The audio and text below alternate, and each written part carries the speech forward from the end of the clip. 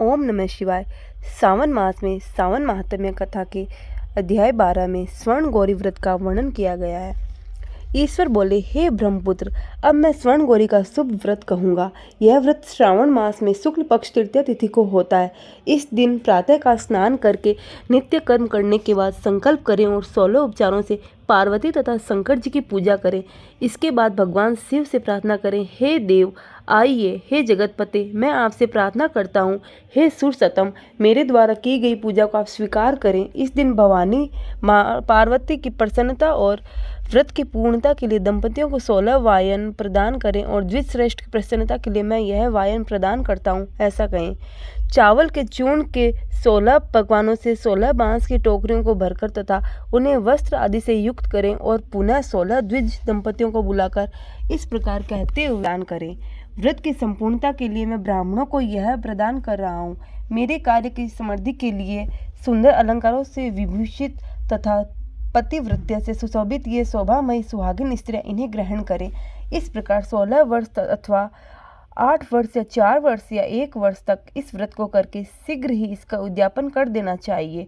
पूजा के अनंतर कथा का श्रवण करके वाचक की विधिवत पूजा करनी चाहिए। सनत कुमार बोले, हे प्रभु, इस व्रत को सर्वप्रथम किसने किया, इसका महात्म्य कैसा है और इसका उद्यापन किस प्रकार करना चाहिए, वह सब आप मुझे बताएं। ईश्वर बोले, हे महाभाग, आपने उत्तम बात पूछी है। अब मैं आपके समक्ष मनुष्यों को सभी संपदाएं प्रदान करने वाले स्वर्ण गौरी नामक व्रत का वर्णन करता हूँ। पूर्व काल में सरस्वती नदी के तट पर सुविला नामक विशाल पुरी थी।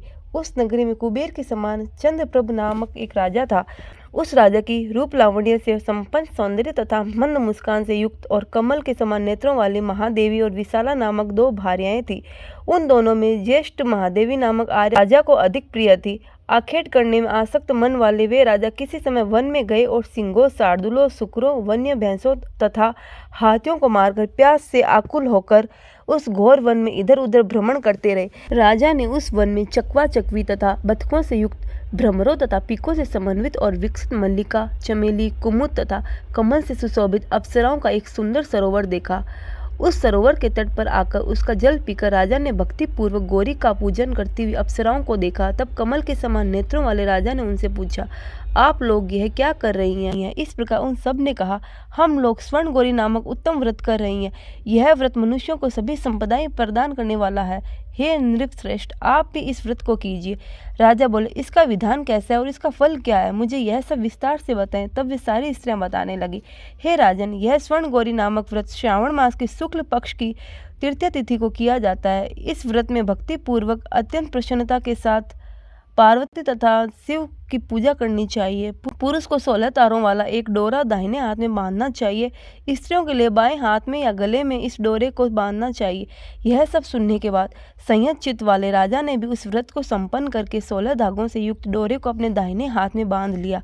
उन्होंने कहा, हे देवेशी, मैं इस डोरे को बांधता हूँ, आप मेरे ऊपर प्रसन्न हो और मेरा कल्याण करें। इस प्रकार देवी का व्रत करके वे अपने घर आ गए। राजा के हाथ में डोरा देकर ज्येष्ठ रानी महादेवी ने पूछा और सारी बात सुनकर वह राजा के ऊपर अत्यंत कुपित हो उठी। राजा ने कहा, ऐसा मत करो, लेकिन रानी ने उस डोरे को तोड़कर बाहर एक सूखे पेड़ के ऊपर फेंक दिया। उस डोरे की स्पर्श मात्र से वह वृक्ष पल्लवों से युक्त हो गया। उसके बाद उसे देखकर दूसरी रानी भी आश्चर्यचकित हो उठी और उस वृक्ष पर स्थित टूटे हुए डोरे को उसने अपने बाएं हाथ में बांध लिया। उसी समय से उसके व्रत के महात्म्य से वह रानी राजा के लिए अत्यंत प्रिय हो गई। वह ज्येष्ठ रानी व्रत के अपचार के कारण राजा से त्यक्त होकर दुखित हो वन में चली गई। अपने मन में वह भगवती देवी का ध्यान करते हुए मुनियों के पवित्र आश्रम में निवास करने लगी। कहीं कहीं श्रेष्ठ मुनियों के द्वारा यह कहकर आश्रम में रहने से रोक दी जाती थी कि हे पापिन, अपनी इच्छा के अनुसार यहाँ से चली जाओ। इस प्रकार घोर वन में इधर उधर भ्रमण करती हुई वह अत्यंत खिन्न होकर एक स्थान पर बैठ गई।